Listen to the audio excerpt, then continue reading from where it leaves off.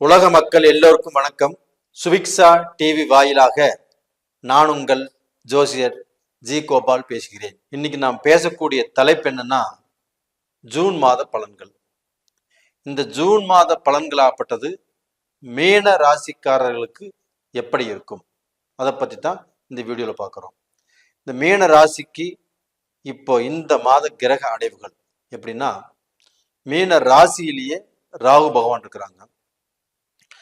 அந்த மீன ராசியில் இருக்கக்கூடிய செவ்வாய் பகவான் ஜூன் மாதம் 1ஆம் தேதி பெயர்ச்சியாகி மேச ராசிக்கு வர்றாங்க. அடுத்தது பார்த்தீங்கன்னா ரிஷபராசி. ரிஷபராசியில சுக்கிரன், சூரியன், புதன் இவர்களோடு குரு பகவான். அதுக்கு அடுத்தது பார்த்தீங்கன்னா மிதுன ராசி. மிதுன ராசிக்கு ஜூன் மாதம் 12ஆம் தேதி சுக்கிர பகவான் பயிற்சி ஆகிறாரு. ஜூன் மாதம் 14ஆம் தேதி புதன் பகவான் பயிற்சி ஆகிறாங்க. ஜூன் மாதம் 15ஆம் தேதி சூரிய பகவான் பயிற்சி ஆகிறாங்க. கன்னியில கேது பகவான், அதுபோக கும்பத்துல சனி பகவான். இது இந்த மாத கிரக அடைவுகள். அப்ப இந்த மாத கிரக அடைவுகள் ஆகப்பட்டது மீன ராசிக்காரங்களுக்கு நல்ல பலனை கொடுக்குமா, சாதகமான பலனை கொடுக்குமா, பாதகமான பலனை கொடுக்குமா அப்படின்னா, 2 விதமான பலனும் கலந்து இருக்குது மீனராசிக்காரங்களுக்கு. முதல் நல்ல பலன் என்னன்னா, 2ஆம் இடத்துல செவ்வாய் பகவான் இருக்கிறது. செவ்வாய் பகவான் 2ஆம் இடத்துல ஆட்சியாக இருக்கிறது. 3ஆம் இடத்துல சுக்கிர பகவான் ஆட்சியாக இருக்கிறது. 4ஆம் இடத்துல புதன் பகவான் ஆட்சியாக இருக்கிறது. இது இந்த மீன ராசிக்காரங்களுக்கு இந்த மாதத்தில் நடக்கக்கூடிய நல்ல பலன்கள். அப்ப உங்களுக்கு 9ஆம் இடத்து அதிபதி, பாக்யாதிபதி, உங்களுக்கு தனாதிபதி செவ்வாய் பகவான். அந்த செவ்வாய் பகவான் உங்களுடைய ராசிக்கு 2ஆம் இடத்துல இருப்பது யோகம். யோகமா இல்லைங்களா? கண்டிப்பா யோகம்தான். அப்போ அந்த பாக்யாதிபதி தனஸ்தானத்தில் இருக்கும்போது நம்மளுக்கு இருக்கக்கூடிய பிரச்சனைகளுக்கு தீர்வு கொடுப்பார். நம்ம எவ்வளவோ பிரச்சனையில வாழ்ந்துட்டு வரோம். அந்த பிரச்சனைகள் தீராமல் இருக்குது. அந்த பிரச்சனைகள் வளர்ந்துட்டே போயிட்டு இருக்குது. அந்த பிரச்சனையினால நான் மேல உள்ளவங்க கீழே போயிட்டு இருக்கிறோம்.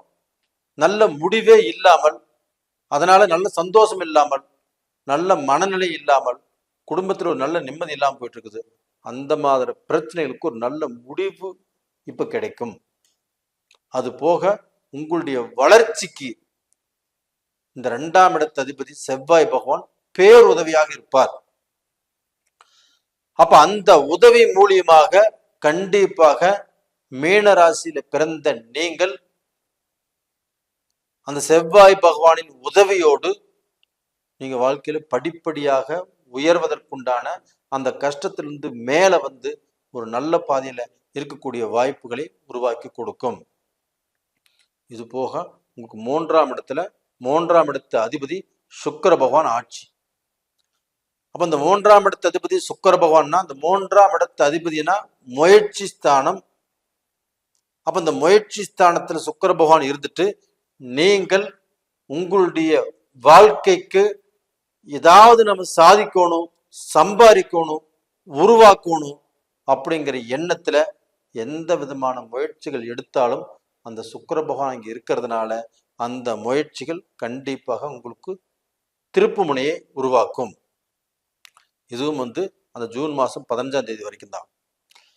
அதே சமயத்துல ஜூன் மாதம் 14ஆம் தேதி புதன் பகவான் பயிற்சியாகி மீனராசிக்கு 4ஆம் இடத்துக்கு போயிடுவாங்க.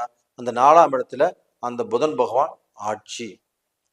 அப்ப 4ஆம் இடத்து அதிபதி 4ஆம் இடத்தில் ஆட்சி பெறுவதால் என்ன நடக்கும்னா, இந்த சமயத்துல மாணவ மாணவியர்களுக்கு உயர்கல்வி, அந்த உயர்கல்வி கண்டிப்பாக அவங்க எண்ணியபடி நடக்கும்.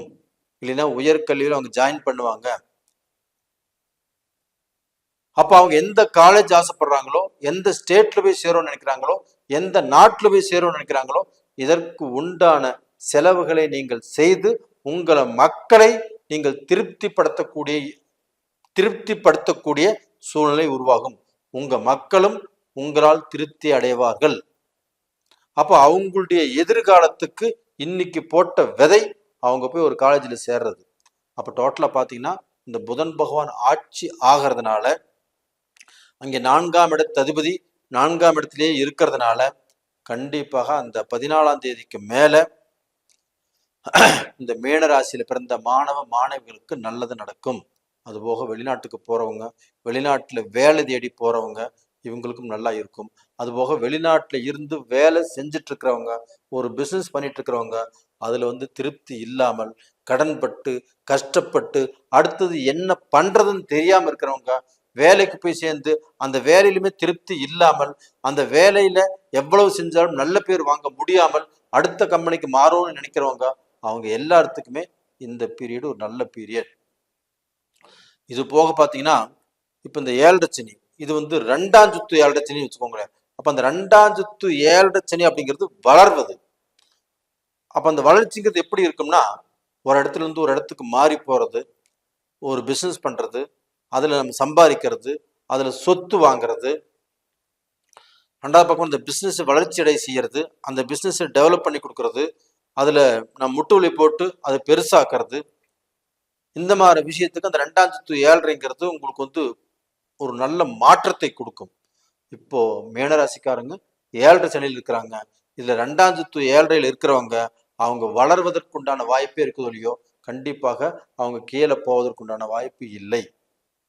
அப்ப இது போக பாத்தீங்கன்னா, இப்ப அவங்க ஜென்மத்திலேயே ராகு பகவான் இருக்கிறதுனால நீங்கள் திருமண விஷயத்தில் ஒரு முடிவு எடுக்கும் போது பார்த்து முடிவெடுங்க. அது போக மீனராசிக்காரங்க இன்னைக்கு திருமணம் செய்யறாங்கன்னா 7.5 சனி உள்ள பெண்ணை கல்யாணம் பண்ண வேண்டாம், 7.5 சனி உள்ள மாப்பிள்ளையை பார்க்க வேண்டாம். அப்ப அந்த 7.5 சனி இல்லாமல் இருக்கக்கூடிய மாப்பிள்ளையை பாருங்க, திருமணம் செய்யுங்க, நல்லா இருப்பீங்க. ஏன்னா இப்ப உங்களுக்கே 7.5 சனி இருக்குதுன்னா, நீங்களும் 7.5 சனி உள்ளவங்களையோ, அர்த்தாஷ்டம சனி உள்ளவங்களையோ, அஷ்டம சனி உள்ளவங்களையோ இப்படி பார்த்தால் கண்டிப்பாக உங்களுக்கு பிரச்சனையாகத்தான் முடியும். அந்த டயத்தை மட்டும் நீங்க செக் பண்ணி பார்த்துட்டு அந்த திருமணத்துக்கு உண்டான முயற்சி எடுங்க. அது போக பார்த்தீங்கன்னா இந்த சமயத்துல நீங்க எல்லாத்துடைய பேச்சையும் கேட்க வேண்டாம். உங்களுக்குன்னு ஒரு ஆசான், ஒரு குருமார்கள் இருப்பாங்க. இன்னைக்கு உங்களுக்குன்னு உங்களை வழிநடத்துறவங்க இருப்பாங்க. அவங்களுடைய பேச்சு கேட்டு முடிவெடுங்க. நீங்களும் உங்களுடைய வாழ்க்கையில இந்த பீரியட்ல உங்களுக்குன்னு எடுக்கக்கூடிய முடிவுகளை நீங்களாக இப்ப எடுக்காதீங்க. அப்போ டோட்டலா பார்த்தீங்கன்னா மீன ராசிக்காரர்கள் இந்த பீரியட்ல கண்டிப்பா ஒரு சைடுல நல்லா இருக்குது. இந்த திருமண வாழ்க்கை அப்படிங்கிற சைடுல கொஞ்சம் குழப்பங்கள் இருக்குது. அது ராகு பகவான் இருக்கிறதுனால அந்த குழப்பங்கள் வந்துட்டு இருக்குது. அந்த குழப்பங்களை தேடி கலைந்து கொள்ளுங்கள். அப்போ டோட்டலா அந்த அந்த குழப்பத்திலே இருந்தாலுமே உங்களுக்கு டென்ஷன் ஆகும், குழப்பமாகும், பிரச்சனையாகும். இந்த மாதிரி விஷயம் என்ன நடக்கும். அந்த குழப்பத்திலிருந்து கொஞ்சம் வெளியில வந்து நாம் என்ன செஞ்சுட்டு இருக்கிறோம், என்ன செய்ய போறோம், நாளைக்கு எப்படி இருக்கும் அப்படிங்கிறத முயற்சி பண்ணுங்க, முடிவு பண்ணுங்க. ரெண்டாவது பார்த்தீங்கன்னா இந்த பீரியட்ல மீன ராசிக்காரர்களாகப்பட்டது வணங்க வேண்டிய தெய்வம் எடுத்துட்டீங்கன்னா அதே குரு பகவானை வணங்குவாங்க. அது போக சனி பகவானை சனிக்கிழமை நாளில் வணங்குவாங்க. குரு பகவானை வியாழக்கிழமை நாளில் வணங்குவாங்க. கண்டிப்பாக அந்த ஆலங்குடிக்கு ஒரு முறை போயிட்டு வர்றதும் நல்லதுதான்.